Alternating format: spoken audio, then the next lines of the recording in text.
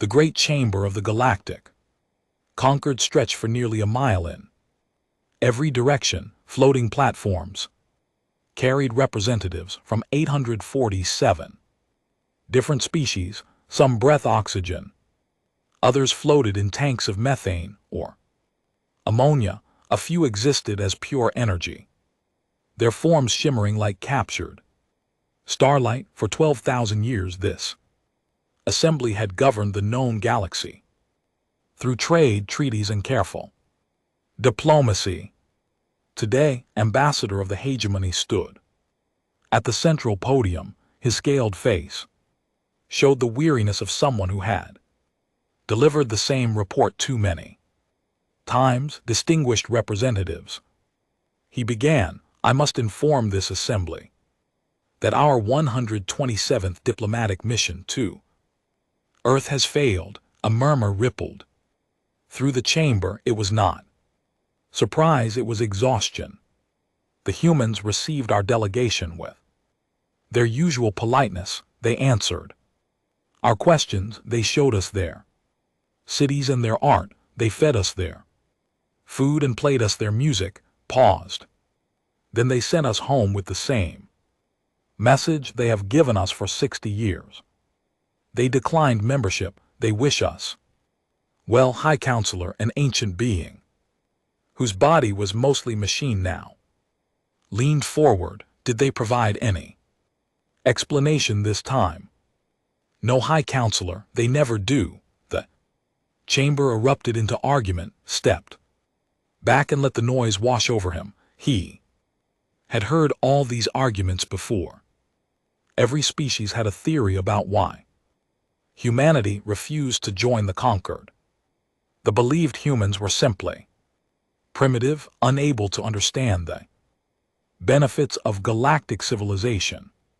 The suspected they were hiding weakness, afraid that membership would expose military vulnerabilities.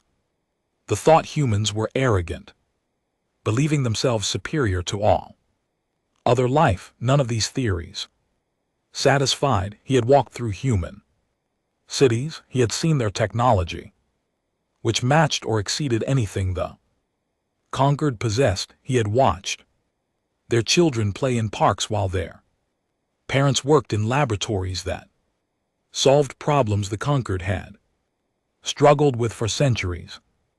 They were not primitive. They were not weak, and their arrogance, if that was what it was, seemed directed inward rather than outward. The humans simply did not want to join, and they would not say why. Remember the day 60 years ago when conquered scouts had first detected human ships. The discovery had caused celebration across the galaxy. A new species, a new civilization to welcome into the great family of sentient life. Then the initial scans had come back. Earth was classified as a Category 7.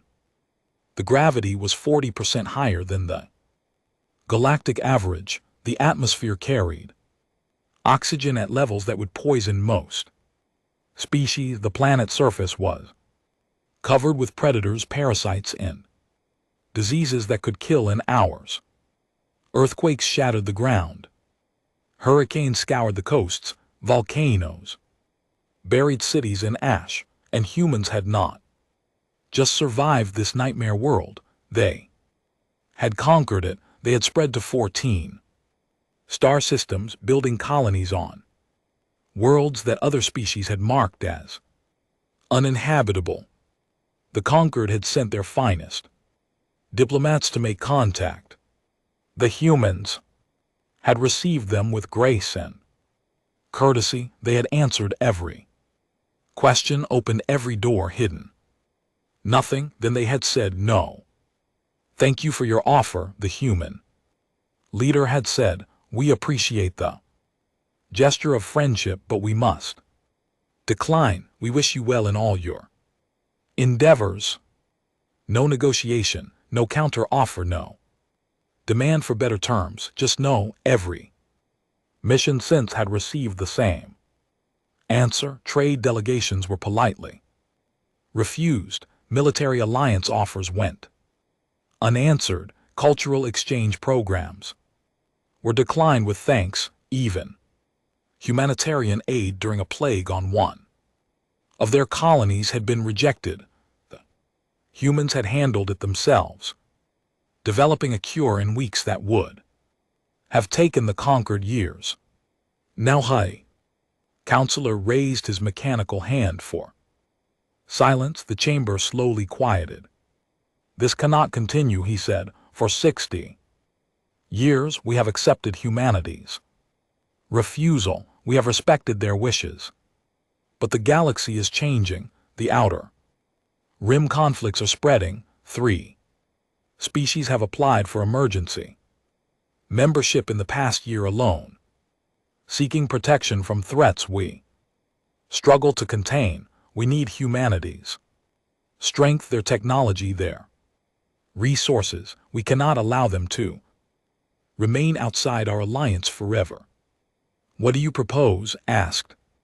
Representative of the collective looked around the chamber. I propose we send a grand embassy, representatives from the 12 founding species with full authority to offer humanity anything they want.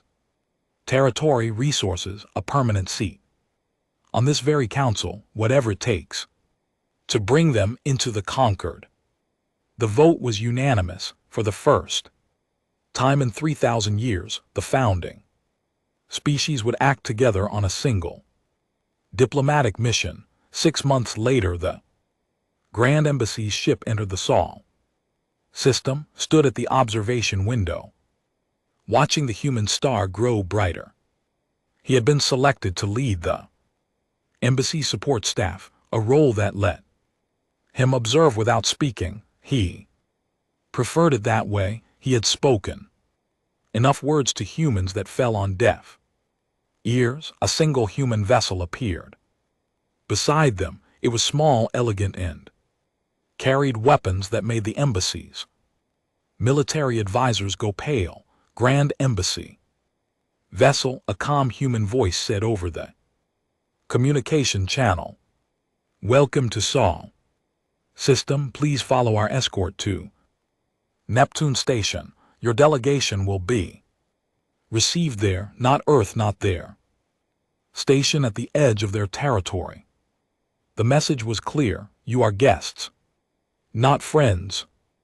Neptune Station was beautiful in a cold way. Great windows looked out at the blue giant planet and its frozen moons. The corridors were clean and bright. Human staff moved with quiet efficiency, providing everything the embassy needed, without warmth or coldness. Simple professionalism. The meeting chamber was round with seats arranged in a circle. No throne, no podium, no position of dominance. The human sent a single representative. She was a small woman with gray hair and dark eyes. She wore simple clothing, without decoration or rank insignia. She sat across from the 12 most powerful beings in the galaxy as if she were meeting neighbors for tea. I am Director, she said. I speak for Earth. Please present your offer. Hi. Counselor leaned forward, his mechanical body humming. Director, we come with an offer unprecedented in the history of the galactic conquered. Full founding member status for humanity with all rights and privileges, a permanent seat on the High Council, exclusive trade rights to 3 resource-rich sectors in the Outer Rim, and a mutual defense pact guaranteeing the full military support of all 847 member species. He spread his hands. We offer you the Galaxy Director. All we ask is that you join us. Director listened without expression. When finished, she nodded slowly. Thank you for this generous offer, she said. I will consult with Earth's Governing Council. Please enjoy the station's hospitality while you wait. She stood, bowed slightly, and left the chamber. The founding Representatives looked at each other. Confusion they had expected. Negotiation, counterdemands perhaps. Even anger, they had not expected this. Quiet acceptance of their presence and complete indifference to their offer. Watch director retreating back for a moment just before she passed through. The door, he thought he saw something in her eyes. It looked like sadness. 3 days later she returned, the embassy. Rose as she entered, hope visible on their varied faces. Director took her seat and folded her hands. Earth's Council has considered your offer, she said. We appreciate its generosity. We understand the spirit in which it was made. She paused. We must decline it. Mechanical hands clenched. Director, please at least tell us why. What do you want that we have not offered? Director met his eyes. Her voice was gentle but firm. It is not about what we want, High Counselor. It is about what we are. She stood again. Please do not send another embassy for 50 years. We are not ready. Not ready for what? Heard himself ask. Director looked at him for a long moment. To be what you need us to be, she said, not without becoming what we used to be. She left them alone with their confusion and their fear. The Grand Embassy remained at Neptune Station for 2 more weeks, hopping for another audience with director. She did not return. Human staff continued to provide for their needs with perfect efficiency and complete emotional distance. The embassy's intelligence specialists could not sleep. They did not truly sleep as other species did, but they entered a rest state that allowed their minds to process information. Had not rested properly since the meeting. Something was wrong. Something about humanity did not fit the patterns he had spent 300 years learning to recognize. Every species had motivations, resources, security, territory, status, legacy. These drives were universal because life itself was competitive. Evolution rewarded those who sought advantage over others. The conquered had been built on understanding these drives and channeling them toward cooperation. Humanity wanted nothing the conquered offered. This should have been impossible. On the 14th night, made a decision. Humans did not restrict access to their historical records. They shared them freely with any species that asked. Most conquered analysts had dismissed this openness as a sign of naivety. Began to wonder if it was something else entirely. He accessed the human data networks through the station's public terminals. The information was organized simply, with clear categories and dates. He started at the beginning of recorded human history and began to read. By morning his hands were shaking. The other embassy members found him still at the terminal, his scales pale with shock. High Counselor approached with concern. What have you found? Turned to face them. His voice came out as a whisper. They are monsters, he said. The humans, they are the greatest monsters the galaxy has ever produced. He transferred his findings to the chamber's main display. Images appeared.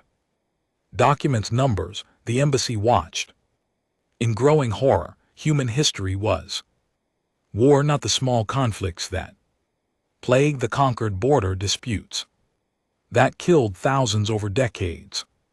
Human wars had killed millions in single battles, hundreds of millions in single conflicts. Their greatest war had claimed 70 million lives in just 6 years. They had invented weapons beyond anything the conquered had imagined. Nuclear bombs that could destroy cities in seconds, chemical agents that melted flesh from bone, biological weapons designed to spread death across continents. And they had used these weapons on each other, on their own species. Showed them the images of Hiroshima, city of 200,000 souls erased in a flash of light. He showed them the trenches of their first great war where millions had died fighting over a few miles of mud. He showed them the camps where they had systematically murdered millions of their own kind for being different. This is not ancient history, said their last great war ended only 400 years ago. Their last genocide occurred 350 years ago. In galactic terms, this was yesterday. Representatives' membrane body had turned gray with distress. How did they survive? Any species this violent should have destroyed itself. That is the most disturbing part, said. He changed the display to show a timeline 200 years before first contact. They simply stopped. The wars did not end because of conquest or exhaustion. No external threat forced them to unite. They just stopped fighting each other. One generation built weapons capable of destroying their entire world. The next generation chose never to use them. They made a choice, said. They looked at what they were capable of, and they decided to be something else. No other species in recorded history has done this. Every other violent species either destroyed itself or was conquered by others. Humanity conquered themselves.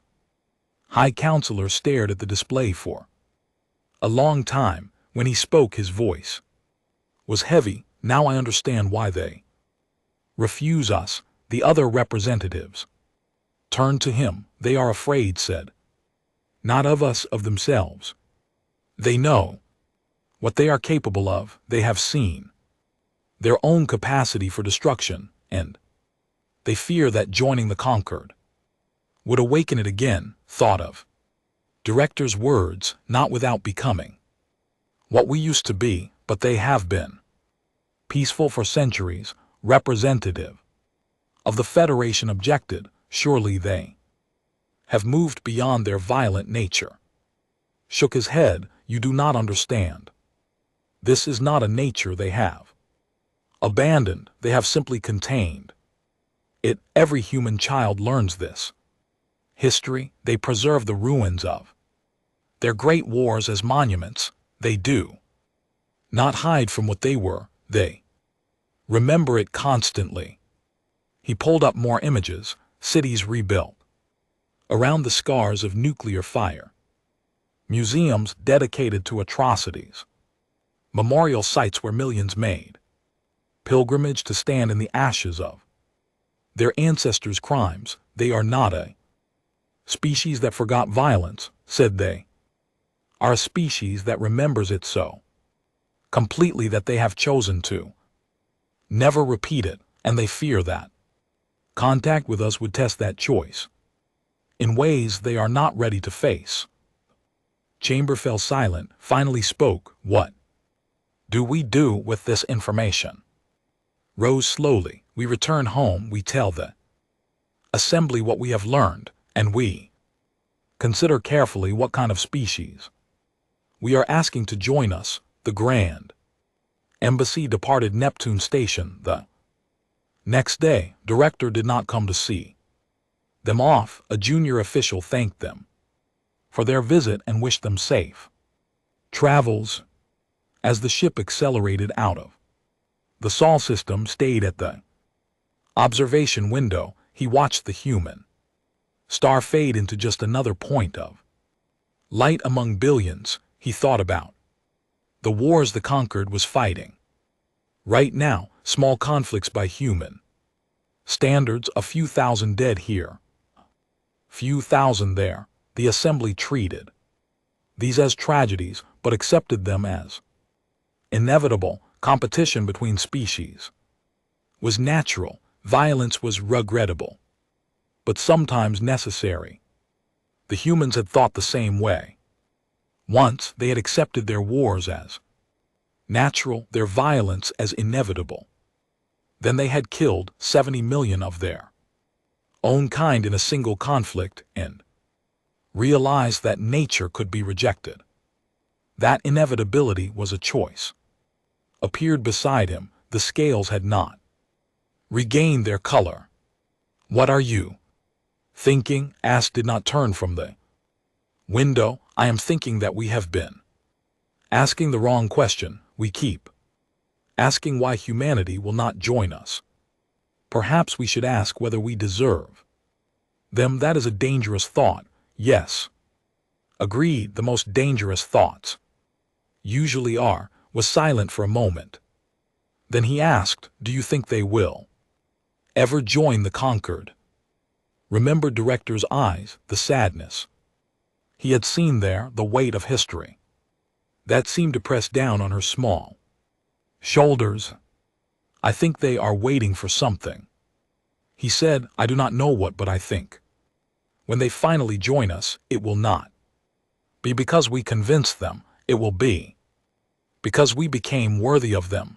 The star faded to nothing. The ship jumped to faster than light speed, carrying its passengers back to a galaxy that would never look the same to them again. Behind them, humanity continued its long vigil, watching, waiting, remembering what they had been and what they had chosen not to be. The question that haunted them was simple: could they maintain that choice forever, or would the galaxy eventually force them to become monsters again?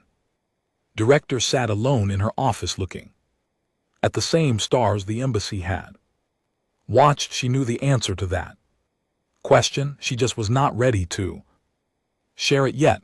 The Grand Embassy's report shattered the galactic conquered. For 12,000 years, the assembly had operated on a simple assumption: every species wanted something: resources, security, power, prestige.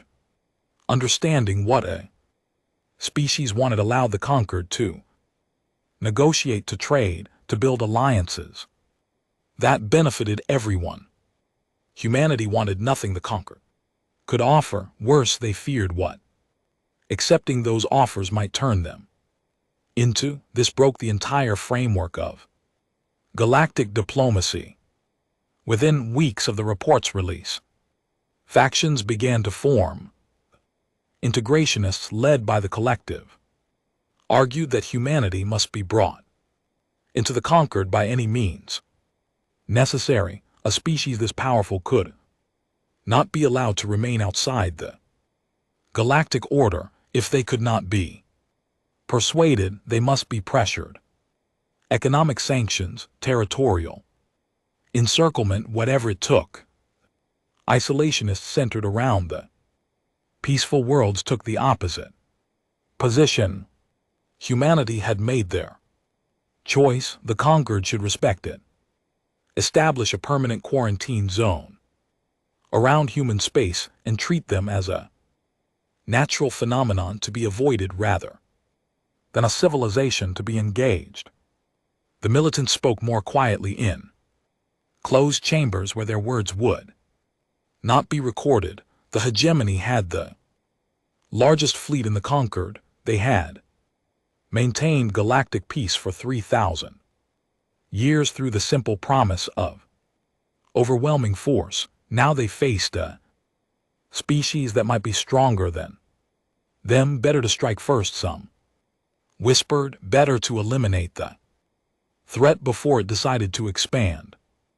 General of the High Command studied the intelligence reports on humanity with professional interest. His species had evolved as pack hunters on a world of endless savas.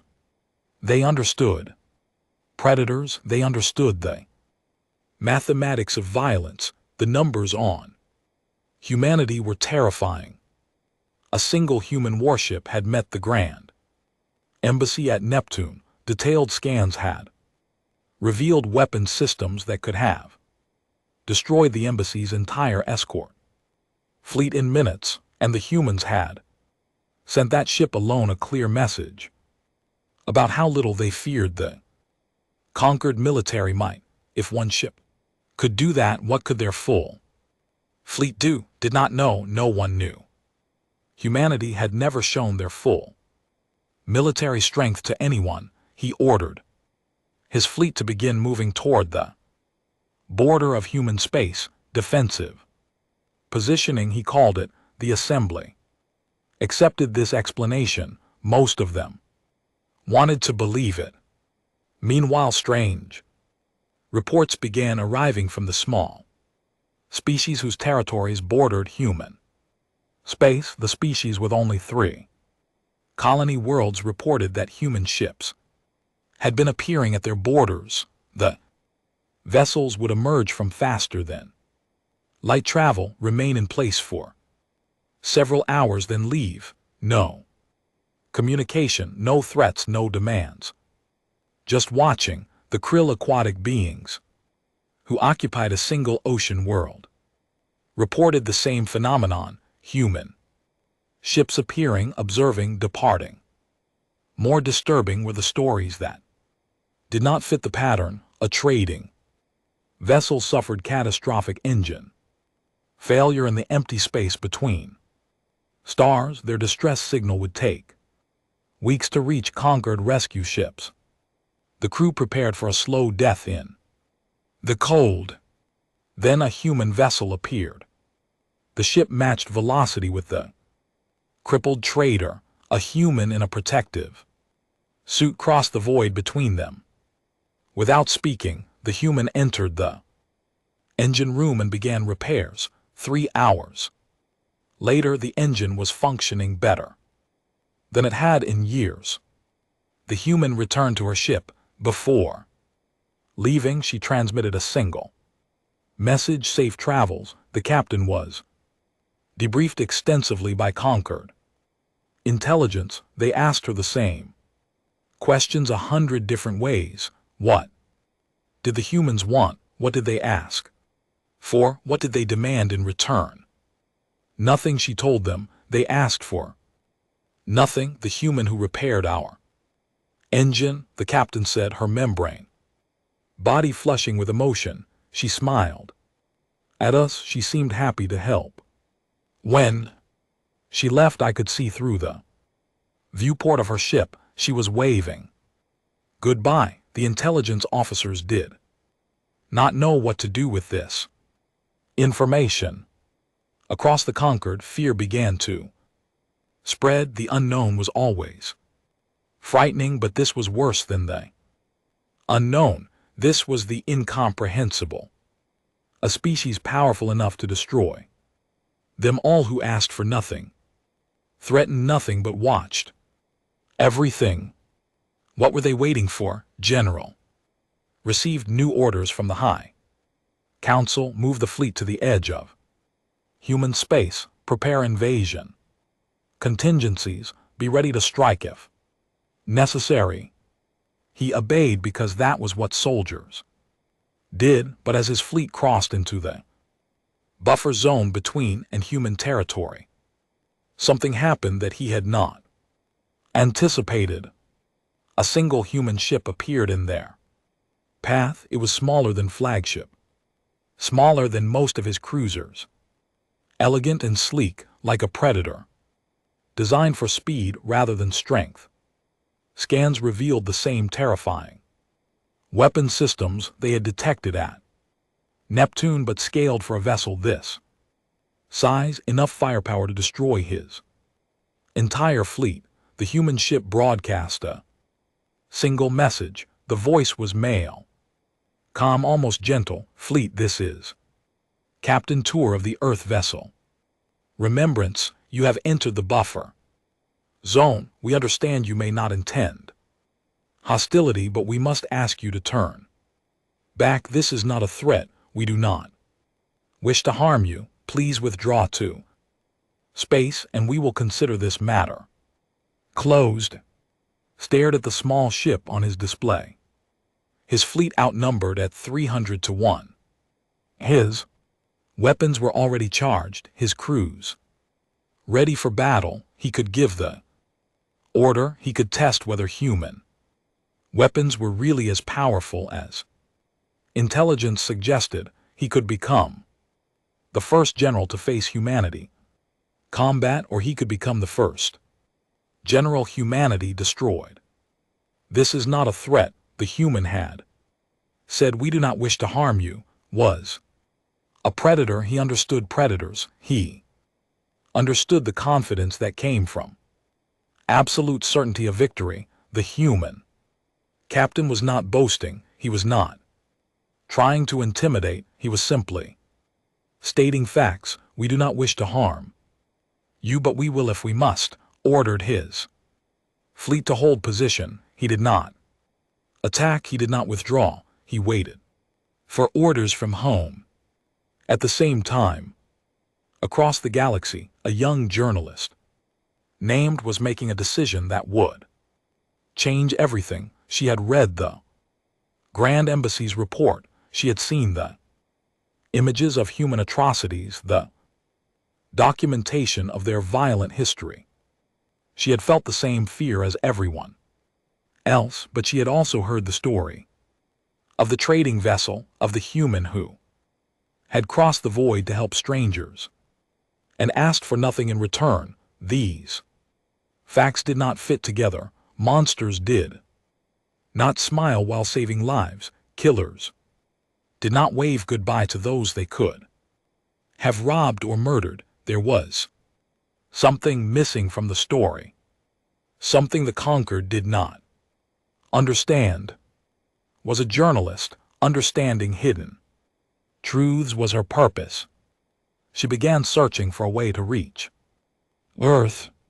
On Neptune Station, director received reports from across human space, fleet holding at the border. Human observers reporting increased military activity throughout the conquered, fear-spreading factions forming. They are afraid, she said to her council. That was expected. Admiral Park replied, they learned our history. Fear was inevitable. Yes, agreed, but fear is also useful. Fear will keep them cautious while we wait. Fear will prevent hasty action. She turned to face the window, looking out at the cold stars, and when the time comes, fear will make them listen. When will the time come? Thought of the wars her ancestors had fought, the millions dead, the cities burned, the terrible weapons created and used without hesitation.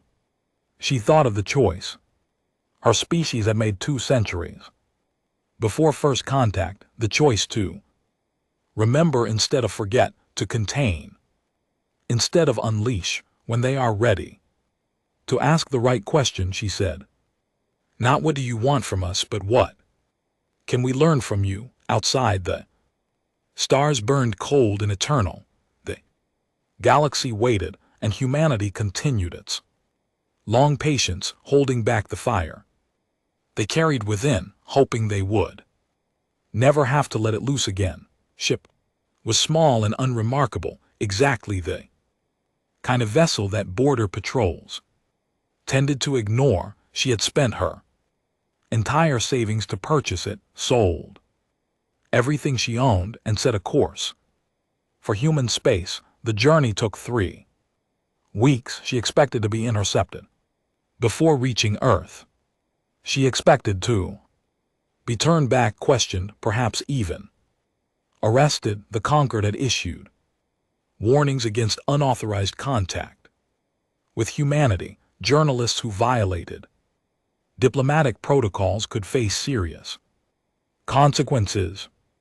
None of that happened. Her ship crossed into human territory without challenge.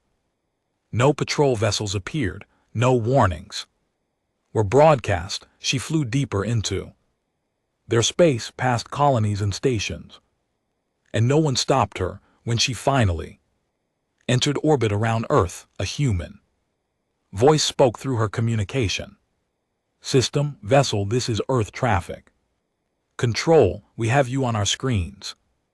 Please identify yourself and state the purpose of your visit. Membrane body trembled slightly. My name is I am a journalist from the collective. I wish to understand why humanity refuses to join the galactic. Conquered, I wish to tell your story too. The galaxy.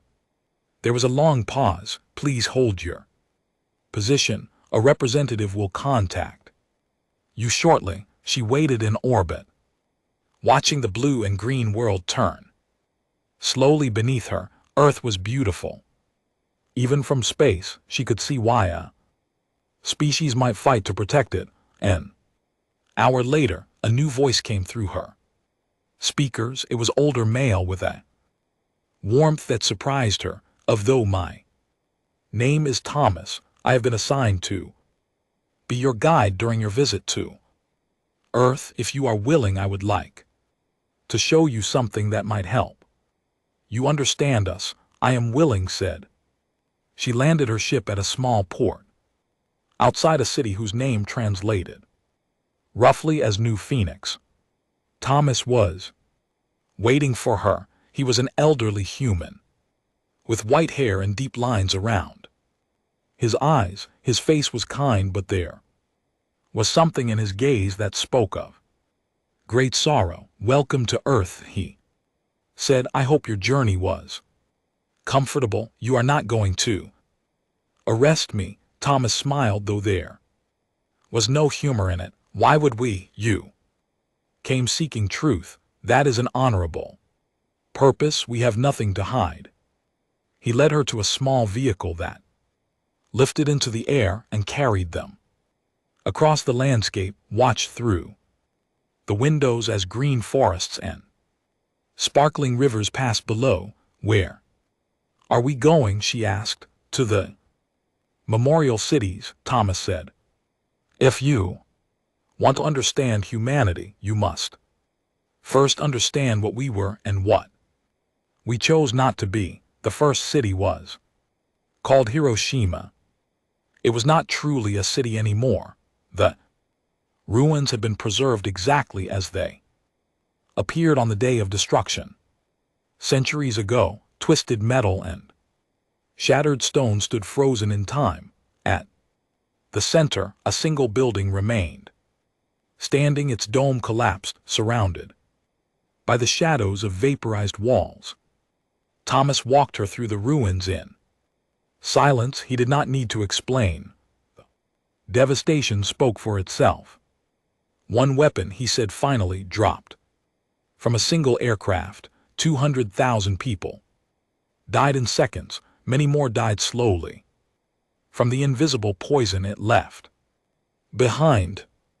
Membrane body had turned pale gray. Why do you preserve this?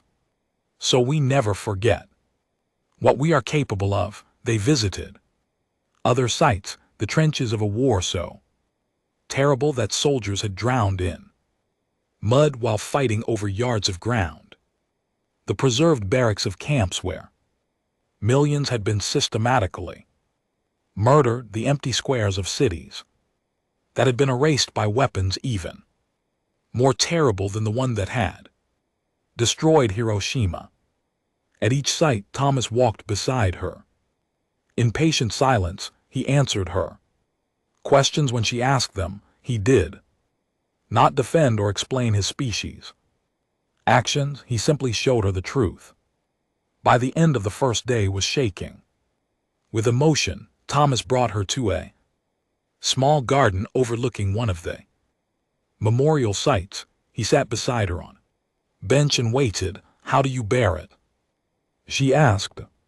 How do you live with this knowledge? We teach it to our children, Thomas said. Every human child walks these paths. They see what their ancestors did. They learn the names of the dead. By the time they are grown, they understand what we are capable of. He paused, and they understand why we must never do it again. But the conquered has been at peace for thousands of years. Surely you could join them without risk. Thomas looked at her with those sad, knowing eyes. You have not been at peace. You have had small wars, thousands dead. Here, tens of thousands there, you accept these as natural, you treat them as inevitable. They are regrettable, said, but some conflict between species is unavoidable. We thought the same, Thomas said. For most of our history, we accepted war as natural, as unavoidable. We built our civilizations on the bones of the conquered. We celebrated our greatest killers as heroes. He gestured at the memorial site below them. Then we created weapons that could destroy everything, and we realized that if we did not change, we would end ourselves. But you did change.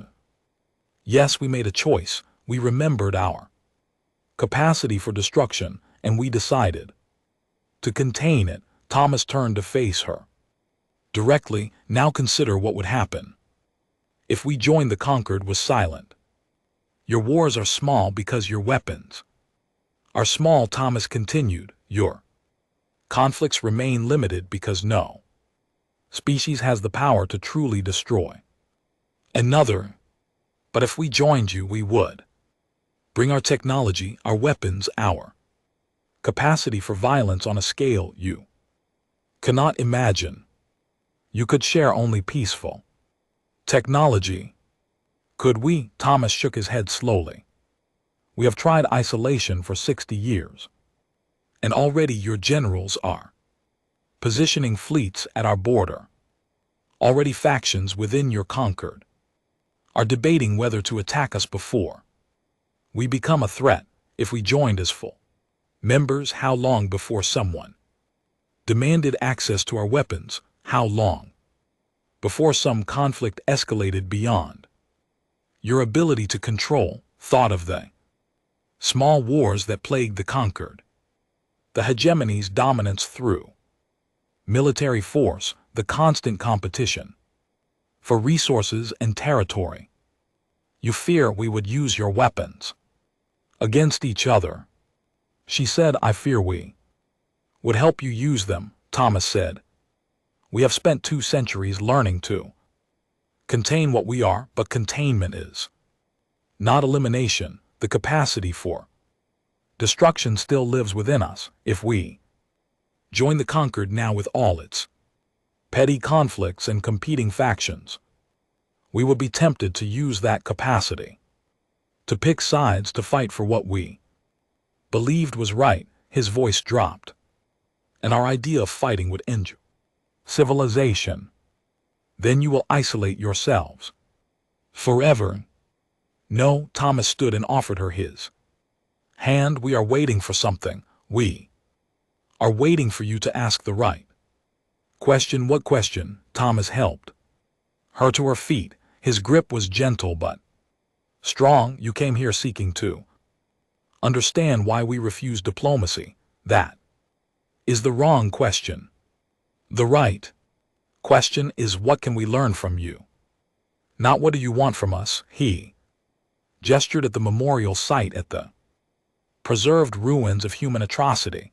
We learned to contain our violence through terrible cost. We burned our cities and murdered our children before we understood what we were doing. You do not have to follow the same path, but you must want to learn. You must ask to be taught. Looked at the old man, at the weight of history in his eyes. She thought of the fleets at the border, ready for war. She thought of the small conflicts the conquered accepted as natural. If I share this story, she said, if I show the galaxy what you have shown me, what happens then? Thomas smiled, and for the first time there was hope in it. Then perhaps someone will ask the right question. That night began. Recording her report, she spoke of the memorial cities, of the preserved ruins, of human violence. She spoke of an elderly guide who walked her through the ashes of his ancestors' crimes without shame or excuse. She spoke of a species that had chosen to remember its worst moments so that it might never repeat them. And she asked, The galaxy a question, what if? Humanity's isolation was not rejection, but a gift. What if they were waiting for us to become worthy of what they could teach us? The broadcast began, spreading across conquered space, in palaces and slums, in warships and trading vessels. Beings of 100 different species watched and listened. At the border of human space, General received the transmission on his flagship. He watched it alone in his quarters, the journalist's words echoing in the darkness. When it was over, he sat in silence for a long time. Then he opened a communication channel to his fleet. All vessels, this is General. New orders. We are withdrawing from the buffer zone. Immediately, stand down all weapons and set course for home. He did not explain. He did not need to. He had finally understood what humanity was waiting for. This broadcast changed everything.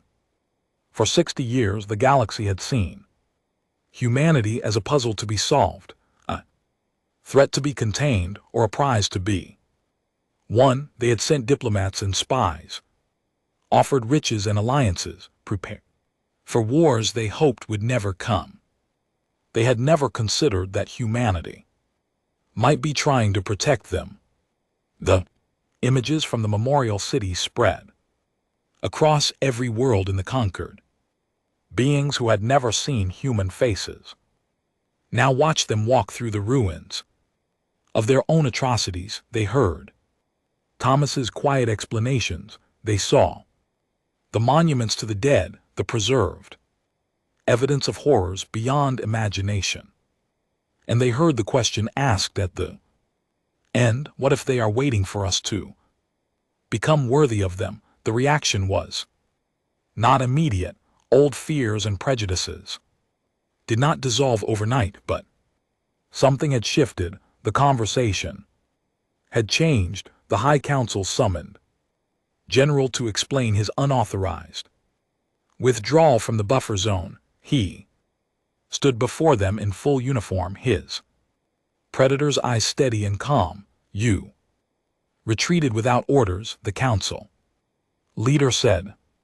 You abandoned a strategic position at a critical moment. What explanation do you offer? Did not flinch. I watched the broadcast. I understood what the humans were trying to tell us. And what was that? That they are not our enemy. They are our warning.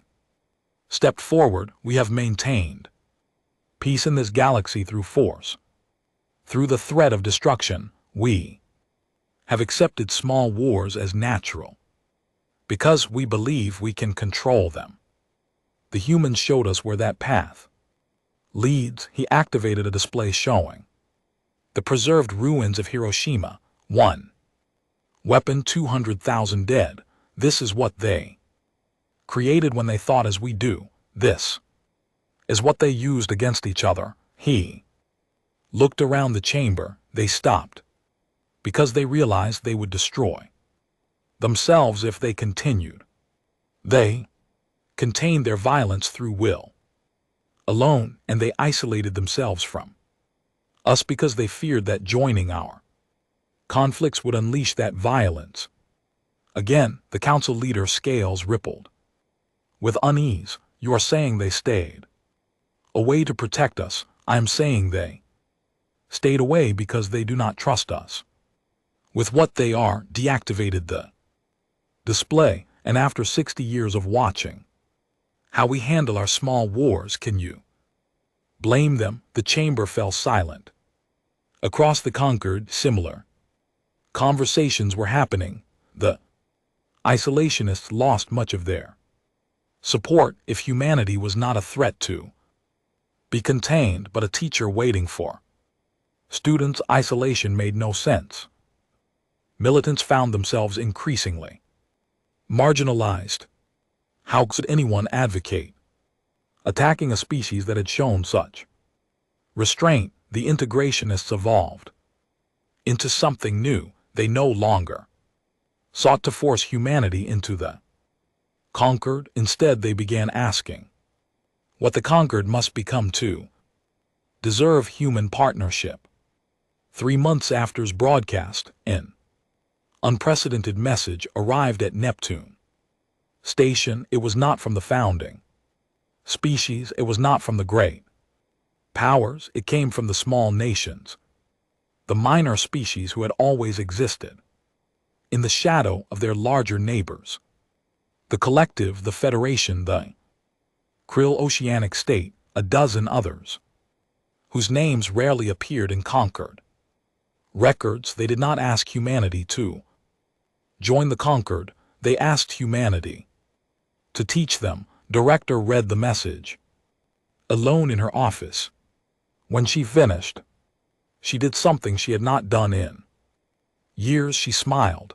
1 year later, the first human cultural exchange opened on Prime. It was not an embassy, it was not a trading post, it was a school. The central building was a precise replica of the Hiroshima Memorial, reconstructed down to the smallest detail. Around it stood reproductions of other memorial sites from human history: the trenches, the camps, the burned cities. Human teachers walked among students from a dozen different species. They told stories of human wars, human atrocities, human choices. They did not glorify or excuse, they simply explained. This is what we were, the lead teacher said to her first class, beings with scales and membranes and compound eyes. Listened in solemn silence. We were predators.